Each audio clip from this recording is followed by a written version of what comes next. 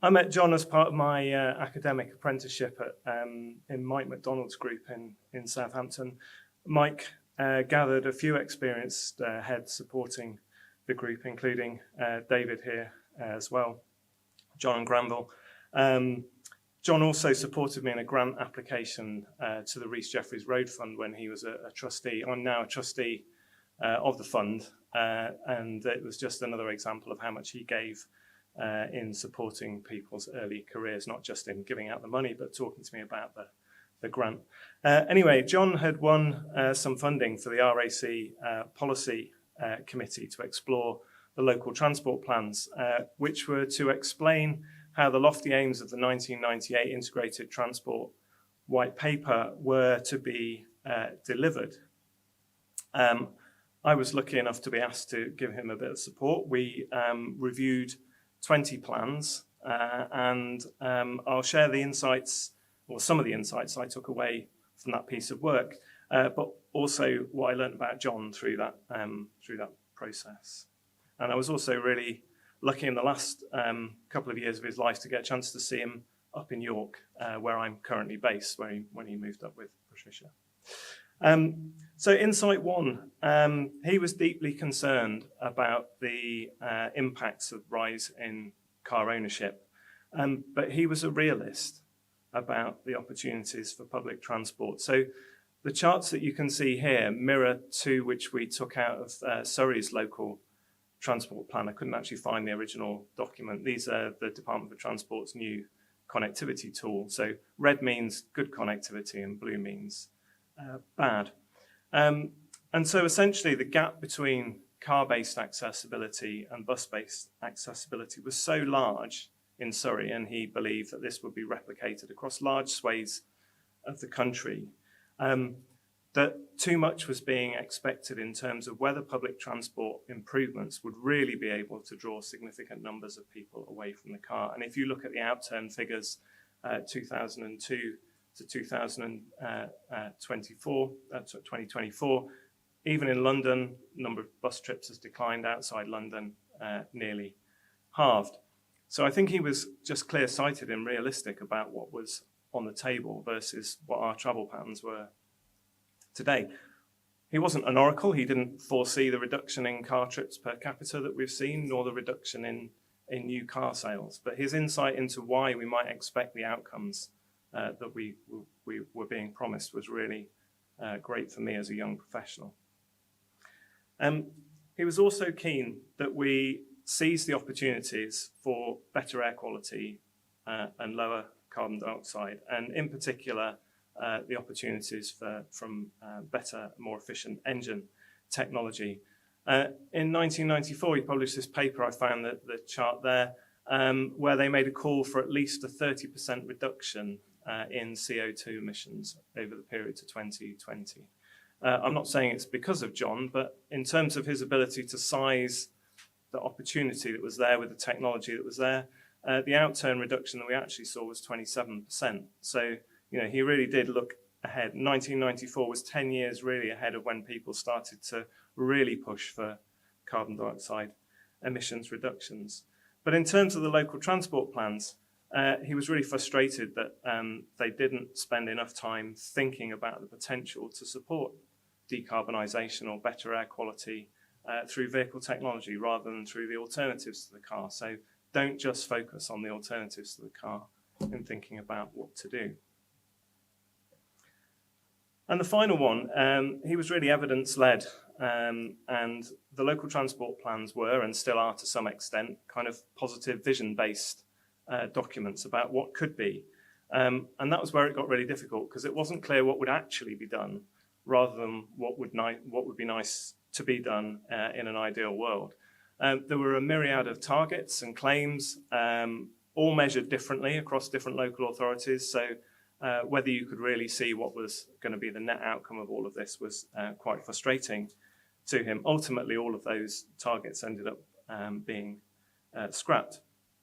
But he was clear that there wasn't funding available to deliver what was being promised. And in previous work, he'd suggested a bank for the built environment. So he wasn't just somebody who could clearly see a problem. he was someone who was bothered about what the solution to those problems were, and I found that particularly insightful for me.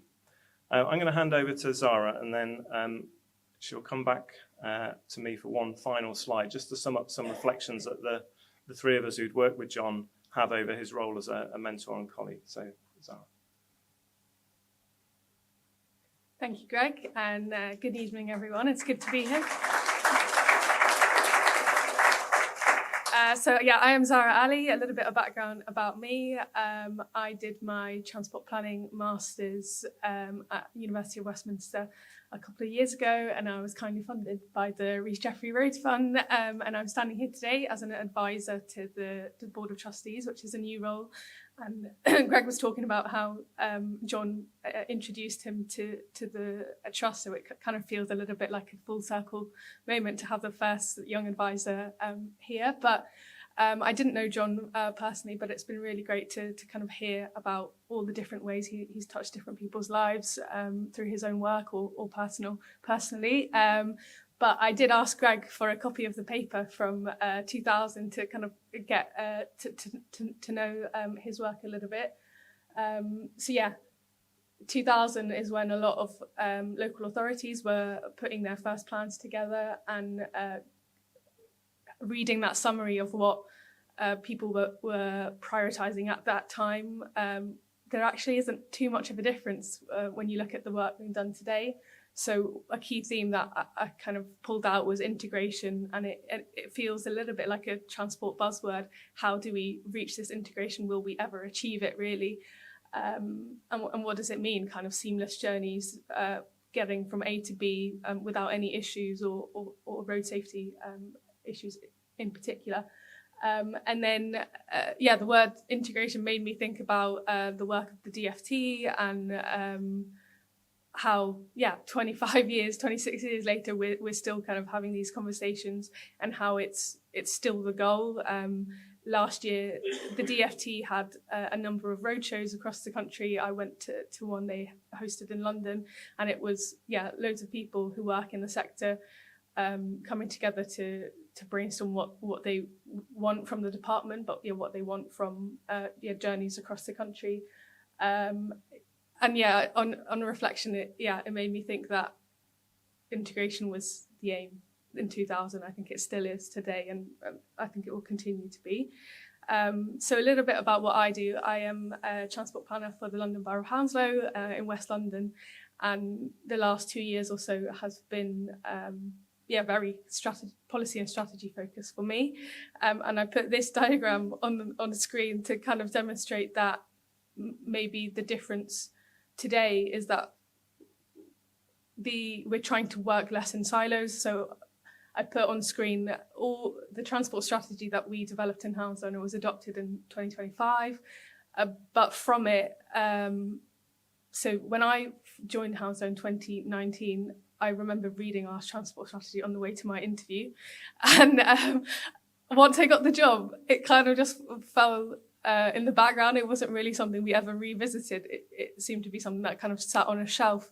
And then post-COVID, I think things changed a lot travel-wise, and it was a good time to revisit things. So 5 years on, we developed a new strategy, and we kind of looked back at things, sort of kind of reflected on how things have changed, but also looking forward. And what we did was really try and link across our organisation with other teams. So it's not just about kind of transport in our bubble, but how does it link to children and young people and their services, the work that our qualities team does to kind of reduce deprivation across the borough.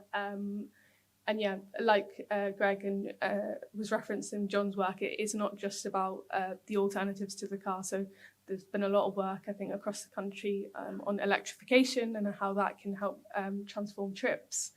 When it comes to sustainable travel as well, we kind of honed in on a transport strategy can do so much, but we actually need very specific action plans to kind of map out what we need to do and what the resources needed to deliver that. So I put this slide in to also make the point that it's not just about the contents of these plans. It's also how we put our messages across and who the audiences are. So previously, I think it was very, very technical in nature, aimed at maybe the people who are funding the projects, and it wouldn't really be a useful tool for us as transport teams, let alone the kind of general public. It might sit on a website somewhere, but it wasn't really doing much. So I think what we've tried to do is we took a document that was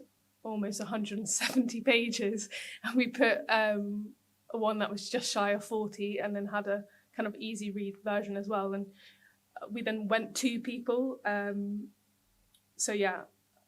In John's paper, he talked about consultation and what that means, because local people kind of know best about their own journeys. So in Hounslow, we've been trying to do that. And from when I joined in 2019 to now, I feel like there has been a difference in how we engage with people. It feels more meaningful. It takes more time, but I think that actually saves time in the long run, because you're not having to kind of explain things or get people on board later on if they're already part of the journey. So whether it's kind of road safety schemes outside of schools or the strategies themselves, we've been going to people. So today I was at Heathrow, for example, engaging on our new public transport plan. It's, I think, a lesson to kind of try it and co-design projects with people. And then I thought we could end on a little bit of a rhetorical question. I'm not gonna necessarily say what I think will be on the agenda for the next 25 years, but the Rees Jeffreys Road Fund will be 100 years old by then, and I'd like to think that, you know, all the various trustees that are part of it will be able to kind of draw on everyone's contributions to the transport industry and kind of continue the development, whether it's technology or policy. But I think in the paper, the vision was for, you know, communities that are kind of safe, accessible, and places we all want to live. And I think that's kind of what transport is about. But yeah, I think I will leave it at that and pass back to Greg to close.